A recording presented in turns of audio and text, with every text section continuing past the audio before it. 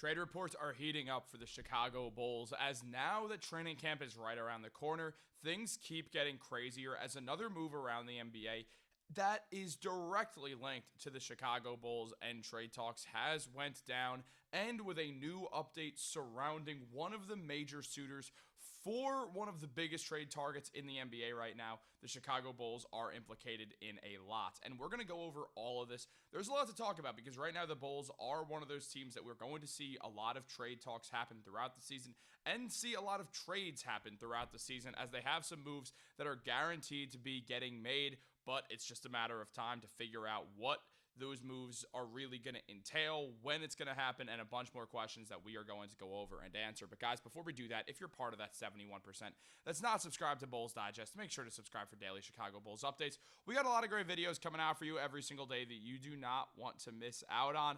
But we're here to talk about the Bulls, and that's exactly what we're going to do because there's been a lot of questions surrounding Arturas Karnisovas and what exactly the plan is. It's clear that there's somewhat of a rebuild going on more than we've seen over the past couple of seasons. Josh Giddey's here, and he's the franchise player of this team, while we're seeing a lot of more of the longer-tenured Bulls players really find their ways in the outskirts. The two most important players on the Bulls, most fans would agree, are Josh Giddey and Buzelis. That's obviously the case. Nobody's really disputing that at this point when we consider who is going to likely get traded. Now, I've talked about it a lot, so we're not going to harp on it too much this video, but obviously Coby White is in a weird situation because the Bulls can only pay him $89 million, and if they're going to offer that, but at the same time, there's going to be a team that offers him that $100 million+ contract that White is looking for. And once that happens, Coby White will leave the Chicago Bulls. So the Bulls' best move is to trade Coby White sometime around the deadline or before. Meanwhile, there's also other players to go over. And the name outside of Coby White, or even including Coby White, that has been in trade talks as much as him is Nikola Vucevic.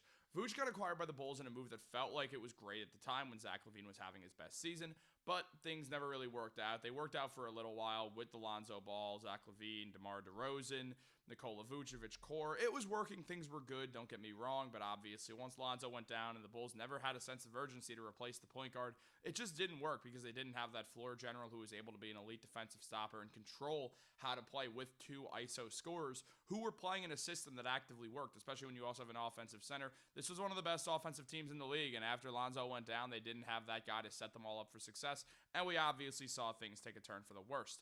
Now, Vooch is still in a lot of trade talks, and we're seeing so many reports surrounding this because there's been a lot of moves recently in the NBA. Brett Sigel mentioned that the Heat have long been interested in a reunion with Precious Achiuwa, and now they have signed him to a one-year contract to compete for a roster spot. While Miami does have an open roster spot for Achiuwa, the team continues to evaluate options to move Terry Rozier. And the reason that gets important is because when we look at everything surrounding the Bulls, we do see that Bulls fans have talked a lot about Vucevic. As we see here with training camp just days away, the Miami Heat are still trying to trade Terry Rozier and his expiring $26 million contract. Rozier and a second-round pick for Vucevic is the perfect trade for both sides. Miami gets another big, and the Bulls get an expiring contract. Now, obviously, this doesn't feel like the greatest trade in the world to move Vooch for Terry Rozier, who obviously has his array of problems, not just including a bad season last year, but a gambling investigation that makes teams not want to touch him. Here's why this trade is not as bad as it looks. There's no market for Vooch. No teams are trading for Vooch because they think the Bulls are just going to buy him out if they don't get a trade for him. So they could just try to get him for free, and they'd rather compete with other teams than give up any assets for Vooch. So that's what's going to happen. In that case, also, what happens is the Heat give the Bulls an expiring contract and a second-round pick. The Bulls have wanted a first-round pick for Vooch, but it feels incredibly unlikely. Now, there is the chance of, hey, let's hold off, let's wait till the deadline, let's see what happens.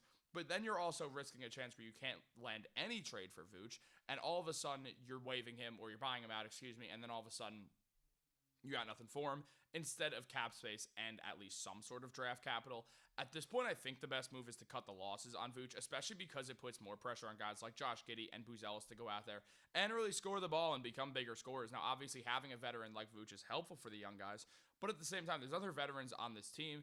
And also, when we look at the Bulls, we do want to see this youth movement go down. So the Bulls can cut cap space and also move on from the Vooch experiment that could have worked, but obviously ended up not working. Now, there is a lot to go over with this because, again, Terry Rozier has not had the greatest run recently. I mean, last year with the Heat, he was abysmal. He put up 10.6 points per game, which isn't bad. Even the 3.7 rebounds and 2.6 assists aren't bad, but when you see that he shot 39% from the field and 29% from three, it makes sense why the Heat don't want him at all, why no team is really interested in touching a guy who had those shooting splits and also just really, really, really has a gambling investigation that's got a lot of heat behind it.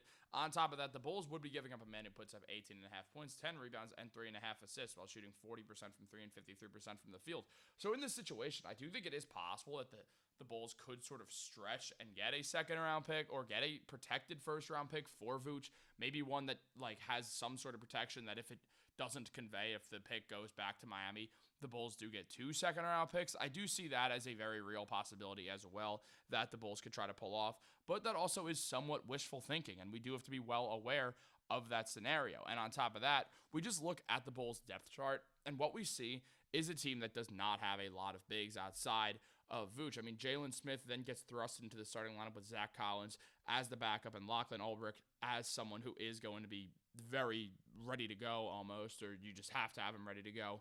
While the Bulls will also look for some other bigs around the market.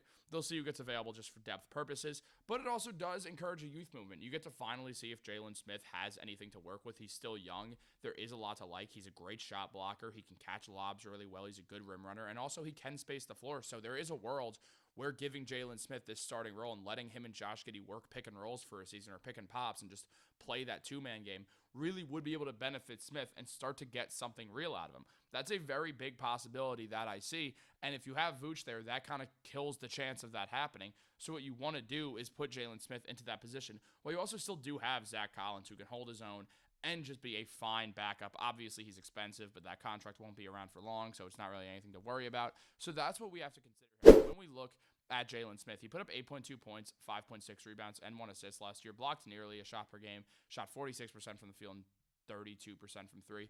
With Jalen Smith getting more of an opportunity, we would be able to see if the man could actually perform at the level that we're hoping he performs at. That's the big question that we do have to answer ourselves going forwards.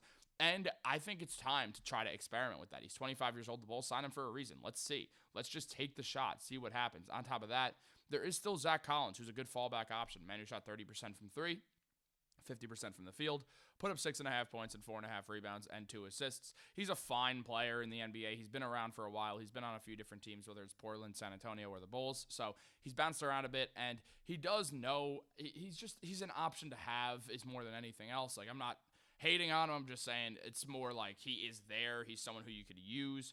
So that also becomes a big part of things going forwards. Now, when we think about this trade in general, Casey Johnson did mention that Vooch you never have to worry about him. He is the ultimate professional and really can fit in any style of play because he's just so skilled and so smart. As Casey mentioned, I think Vooch will get his wish eventually. I just don't think it'll happen this year, and by that he means leaving the Chicago Bulls, which obviously is something that has been talked about. Now, Ira Winderman mentioned that the Heat have to release an Exhibit 10 tryout player in order to fit Precious Achiuwa onto their 21-player offseason roster. However, at least in the short term, the move does not have an impact on Terry Rozier as of yet. So that is going to matter, especially because the Heat don't want to be in the luxury tax, and they will be if they sign Achiuwa and keep Rozier on.